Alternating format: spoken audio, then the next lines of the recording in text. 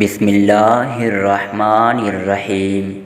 سرکار دو عالم صلی اللہ علیہ وسلم نے فرمایا، اللہ تعالیٰ کو یہ بات سب سے زیادہ پسند ہے کہ وہ اپنے کسی ایماندار بندے کو اہل و عیال کے ساتھ دسترخوان پر کھاتا دیکھے، کیونکہ جب سب دسترخوان پر جمع ہوتے ہیں تو اللہ عز و جل ان کو رحمت کی نگاہ سے دیکھتا ہے اور ان کے جدا ہونے سے پہلے ان کو بخش دیتا ہے۔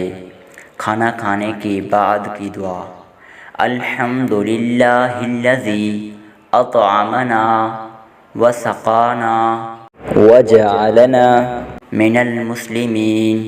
ترجمہ: اللہ کا شکر ہے جس نے ہمیں کھلایا پلایا اور مسلمانوں میں بنایا۔